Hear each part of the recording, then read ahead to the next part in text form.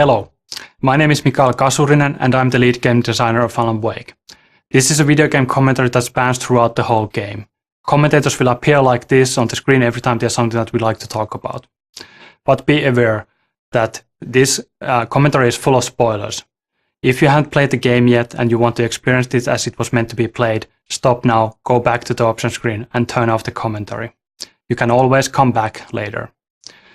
This commentary is location based, so every time you hear a commentary that you want to listen to, stop moving and don't try to advance to the next location. Feel free to look around, but moving forward in the level might actually override the existing commentary. The only way to replay a comment is to restart the last checkpoint. Now, enjoy the commentary and have fun. Hiya, my name is Tim Lundqvist. I'm one of the level designers of Alan Wake. Hello, my name is Tero Tosa. I'm a senior environment artist at Remedy. Hi, I'm Mikko Rautalahti and I'm a writer here at Remedy.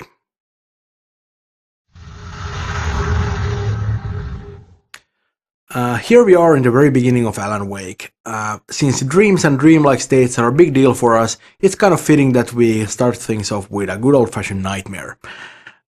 We also do a couple of other things here though. For example, we introduced Thomas Zane. We don't call him that yet, but that's what the big floating ball of light is.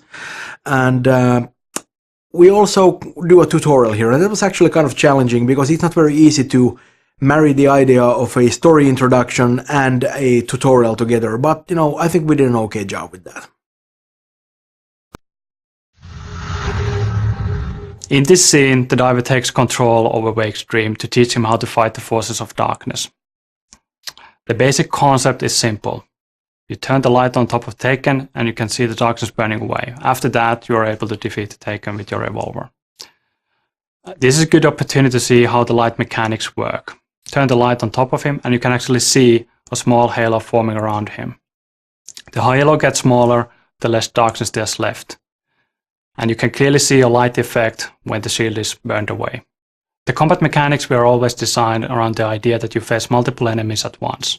In this tutorial you only get one enemy at a time, but in the field that comes after this, you get 2 or 3 enemies at the same time. Then you get the proper feel of how the combat works. Be careful on who you're concentrating on because someone else might actually be flanking you and trying to hit you in the back. The events of the game take place in the Pacific Northwest region of the United States. This is a beautiful region that has in the past been featured in numerous TV shows and movies like The Shining and Twin Peaks. It's famous and recognizable for many things like fishing and mining and huge redwood tree trunks the size of a bus, beautiful lighthouses. But I think the most recognizable and beautiful feature is the nature. It's an oceanic climate combined with huge mountain ranges and dark forests. The cool thing about it is that there's an enormous amount of moisture constantly flowing in from the Pacific Ocean, and when it hits the mountains it turns into fog. So the end result of that is that almost everywhere you look there's these dense wisps of fog lazily crawling on the mountains and hillsides, and it really lends the area an almost otherworldly feel. Diners are the very essence of traditional Americana and the hearts of small-town communities, such as Bright Falls. There being so many of them and many of them looking very much like each other, source material for this location was always going to be plentiful. But even so, from the start, we had a certain one in mind. If you can remember a certain black tie wearing, pie munching FBI agent who likes a damn fine cup of coffee, you'll know the one I'm talking about. Bird Lake Cabin is an idyllic, a little rundown but nevertheless beautiful cabin nestled in a small island on the Cauldron Lake. But not all about it is as it seems. You see, in the 70s there was a big eruption and the whole island sank and it took down the cabin with it. So it shouldn't really exist. Yet somehow it does. The original idea for the Bird Lake Cabin was that it was actually alive, that it would roam about in the forests at night, rising onto its legs that would at daytime look like bird leg-shaped roots sticking out from under it. In the end, the story evolved into having the name of Birdleg Cabin simply derive from the peculiar shape of the island and also from the frontal facade of the building, where a chimney, which looks like a beak, and 2 round windows looked like its face, and 2 porches, one on either side, looked like its wings. We spend a lot of time talking about Alice in the game, but we don't actually see all that much of her because she disappears. That's why it was very important for us to establish her as a major force in Wake's life in the very beginning of the game. Their relationship is very interesting because Alice is actually a lot smarter and stronger than Wake is. She's capable of manipulating him and is quite willing to do so if need be. That's how they end up at Cauldron Lake in the first place. But what she does out of love. She really just wants to help him. And he does need all that help because he kind of falls apart without her. She's a lot stronger than that. She could survive without him, but I'm not sure if Wake could ever live without Alice. Alan Wake has a lot of problems. His marriage is failing, he's suffering from the results of extremely poor impulse control, and frankly, the guy is a bit of a dick.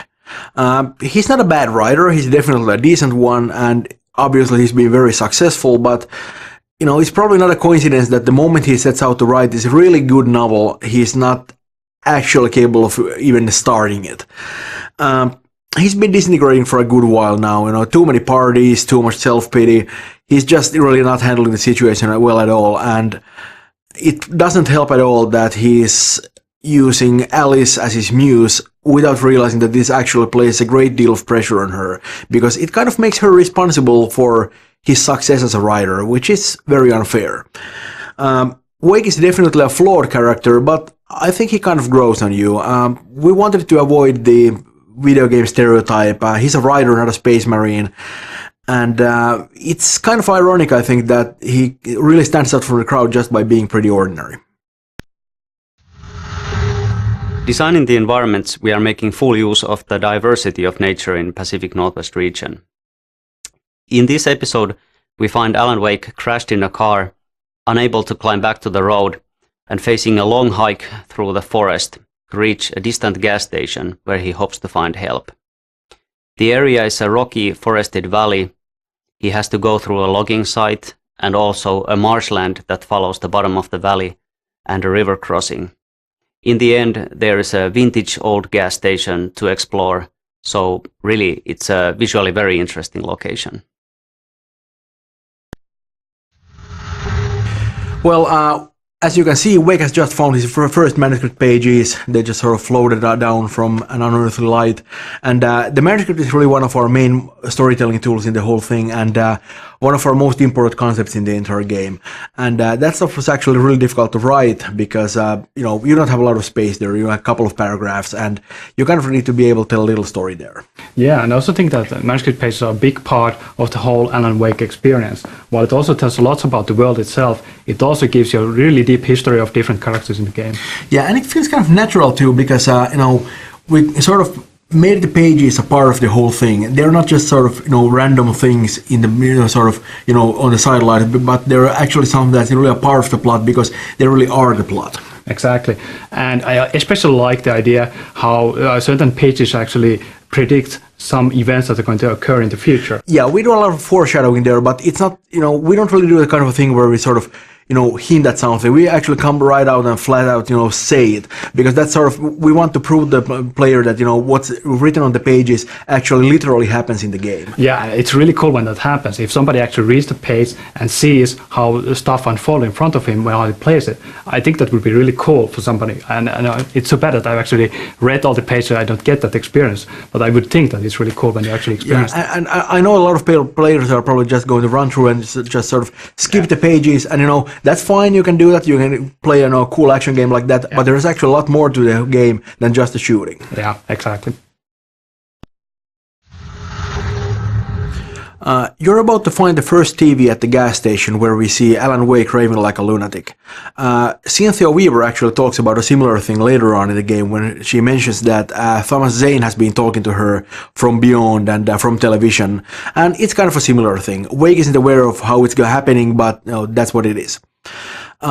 We are thinking of Alan Wake as kind of a sum of three parts, actually. Our writing, Ilkka Villi's face and body language, and Matthew Poretta's voice. And since we shot this stuff on video instead of producing it with our game engine, that's actually Alan Wake at his purest, you could say. And, you know, not coincidentally, it's also Alan Wake at his craziest.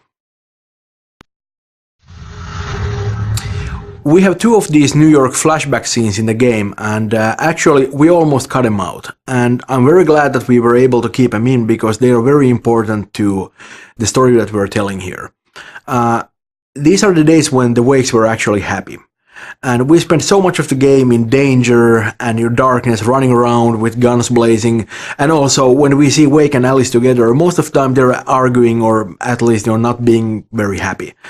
But these are the days when they were both very, very happy together, and these are the days they long for. In the second flashback sequence, towards the end of the game, you know, you can see the cracks there. They aren't really doing very well anymore. But right now, this one, it was good. The Visitor Center is the hub of Elderwood National Park area. It's a place where you can get information about the local wildlife, directions if you are going out hiking in the forest, or keys if you are renting one of the cabins in the area. It also has a nice cafeteria which looks out into the forest. It's a bright and beautiful place to stop for a while and have a cup of coffee, but it's also filled with lots of stuffed animals and mammoth skeletons and so forth, so it's not really a place that you'd want to visit at nighttime, which is what you will be doing. Barry is a very fun character to write, and frankly, a big part of that is Fred Berman, who does Barry's voice. And he's a cool guy because it doesn't matter how stupid the thing I write is, he actually always makes it sound good. He would just always find the right tone for Barry and sort of make him human, even though he's saying something completely idiotic.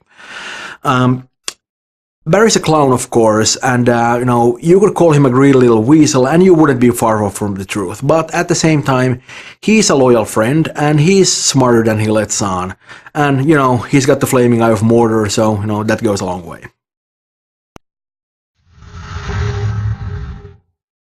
Well, right now Rust is still alive, but you know, that's not going to last for long. He's a couple of minutes away from being turned into one of the Taken. You know, and we worked on Taken for a long while, and when we initially started to build the concept, the basis was on serial killers from comics and movies. Right. We wanted them almost seem like immortal enemies, and they always turn up where you least expect them. Yeah, and they seem kind of mindless. Well, that's because the Dark Presence just sort of strips everything away from them. It just leaves this empty shell and fills it with darkness and sort of throws them at you. They're really about aggression, and they don't really do subtle. And that's exactly why we love the melee weapons, right? And we actually considered giving them firearms at one point, but when we tried that, I think it took away something from the unique feel of combat. That because we kind of want them to come at you. Yeah, they need to be aggressive, right? And I think the melee weapons also represent something old and mythical, what the Dark Presence is, unlike the light, which is modern and technical. Yeah, and of course you probably noticed that they keep on babbling all the time. Well, you have, but no, yeah. I'm talking to a player here. That was actually kind of an experiment, because we just wrote some of that stuff on a whim for Stucky in the beginning, and when we got the lines back from the actor, it was creepy as hell. So we, of course, decided that we gotta have more of this stuff, and we just wrote more of it in. Yeah, exactly. It was excellent. The Elderwood National Park sits in the middle of the dark and majestic Elderwood Forest. It's a place that features bare sun-bathed mountainsides and tall redwood forests and temperate rainforests and marshlands. Despite some hiking trails and friendly signs, it's nevertheless a wild place like nature is, and you shouldn't venture out too far into it after dusk. This place is inspired by the many beautiful nature preservation parks that are a staple of Pacific Northwest, and as we do like to throw the player out into the forest a lot at nighttime, this location really is in the essence of our gameplay. I love this scene. This is where we show the handheld flare for the first time. It's a really effective defensive weapon. It pushes the closest enemies away, drains their shields, and actually makes them retreat. It's really useful when many enemies are attacking you at the same time and you're really in trouble. We also have a twist in the gameplay here. We actually take away your gun, and you need to rely on a mod to be able to survive. You need to use the flashlight to keep the enemies away and stay close to mod.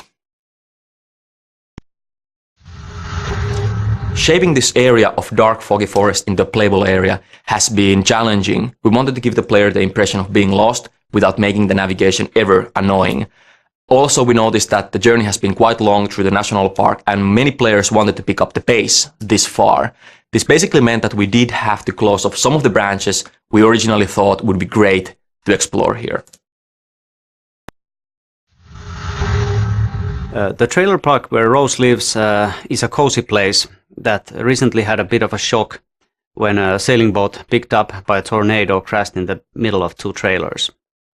This is a location that for a long time looked like it was not going to make it in the final game, but I'm glad it did because I think it's one of those places that helps define the character and style of the game in a visual way. When we went out photoshooting along the Pacific Northwest area, we came across many trailer parks and we have plenty of material for them. So I think that really shows in the authenticity of this location.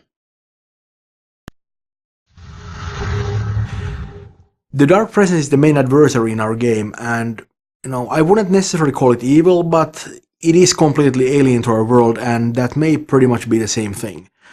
We don't really want to explain the Dark Presence in too much detail. We kind of want it to remain a mystery, but let me say this much. It's definitely not human. It doesn't think the way we do. A good example of this would be when Wake actually escapes from the cabin. And he actually just sits there and writes the whole thing into the story, and the Dark Presence is right there, and it just doesn't understand what's going on. It doesn't work on that level of logic.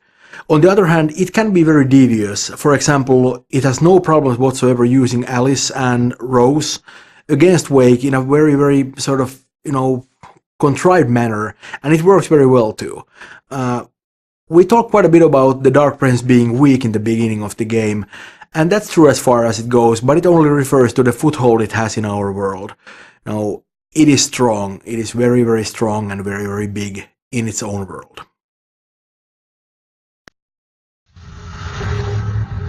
We don't see a lot of Pat Maine in the game, but actually he has a considerable presence. One of the problems with Alan Wake was that we really wanted to maintain that small town atmosphere, but that's very hard to do when, you don't actually spend a lot of time in the small town itself. A familiar and dependable radio will solve that problem.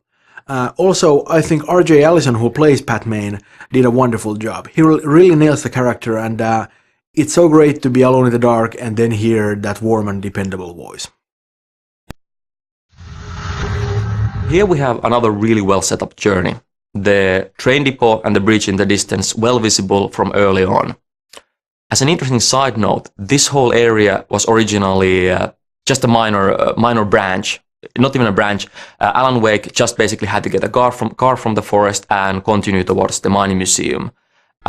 With months of iteration and looking at the possibilities given by the environment, we found out that this area could have lots of poltergeist events, could have the hidden routes and so forth, the bridge and the train depot all appearing far later in their development. Everybody knows the movie Poltergeist, but I wouldn't say that it was the origin for this idea. This game is about possession. It's about the Dark Presence taking over everything in the world. It started off with humans, and, well, in the design, the inanimate objects were the next logical step. One of the hardest things to do was to convey intent. The objects don't have any body language, unlike the Taken. How we ended up with the current feature was that the lead writer actually encountered a problematic physical object. It flickered around the terrain erratically, and you really couldn't tell what is going to happen next. And that ended up being a real feature. And here you can see the result. This daytime driving sequence is great to have in the final game, especially considering that it was a source of debate earlier on.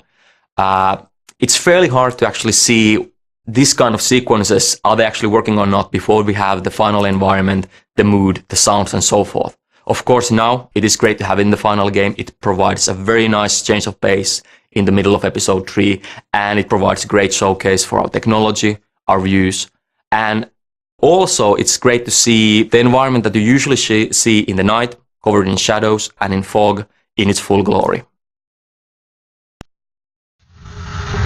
The feel of history and roots is somehow very present in the whole Pacific Northwest area. It's one of those things that lends the unique feel to this region. This was once a very inaccessible and thus isolated region, but in the turn of the 19th and 20th century, as railroads started getting built, it was suddenly connected to the rest of the country. This greatly benefited industries like mining, for example, because now ore could easily be transported across vast distances. Towards 1960s and 1970s, mining steadily declined, but this area is still filled with all sorts of landmarks and reminders of that once blooming industry. To me, these kinds of things really matter because they are the reason behind why things are and look the way they are. So, long story short, decaying structures like old train carts and mining structures and tipple buildings are really a part of the history of this area. And that's all the reason we needed to include one of those beautiful tipple buildings as a location in the game. As many of its real-world counterparts, it serves now as a museum. Okay, now this whole kidnapping thing is a red herring, of course. It's just an attempt to manipulate Wake and to get him to deliver the manuscript. The so-called kidnapper, Mott, well, he doesn't have Alice. He doesn't know where Alice is, and neither does Dr. Hartman, the guy who's hired Mott. But they do know that Wake will do anything to get Alice back, so, you know, they use her. They're nice people like that. The problem is that Wake doesn't have the manuscript at all. He doesn't know where it is. He has a couple of pages, but of course, that's not enough. So, they're lying to Wake about having Alice, and Wake is lying to them about having the manuscript, and nobody has much of anything. It doesn't end very well for Mott, you know, who is going to get his in a couple of minutes, well, no, a little longer. And Dr. Hartman doesn't have such a great day either. No, what can I say? Karma's a bitch. Our technology enables us to have a set of ready-made landscape types that tile seamlessly with each other and can be used to quickly lay out large sections of terrain, instantly creating realistic landscapes. These biotypes, as we call them, contain lots of different information about the resulting shape of the terrain. Things like what the ground is comprised of, is it mud, rocks, or grass, and what grows on it, different kind of foliage and trees, and also its bumpiness.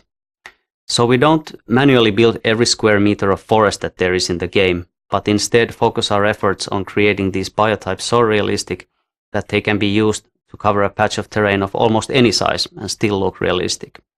We then cover the terrain with patches of different biotypes that go together very well before finally going over the area with a precision polish. We chose birds as our only animal enemy type. The main reason being that the birds actually bring something new to the table, an extra dimension. We try to think through the whole package of the player experience. The player needs to look down for bear traps, look ahead for taken, and look up for the birds. In a similar vein to how we handled the different types of terrain with biotypes, we have a preset system for weather styles as well. The game engine lets us control numerous parameters, things like cloudiness, wind, rain, and also lighting parameters, things like color, intensity, and blooming, to create truly stunning weather effects. Using this technology, we have created a palette of ready-made weathers that can be called upon at any time, so really it is weather on demand at the push of a button. Each level has its own, or sometimes many, different styles of ambience, and so their own mood. We wanted this to be an exciting, romantic, adventurous, nostalgic spy story. I think The Last Express really has the potential to get people to see what multimedia is in a way that they haven't seen before. Latrine in the Way is the perfect setting for a computer game because it's an enclosed space. It's something that you can represent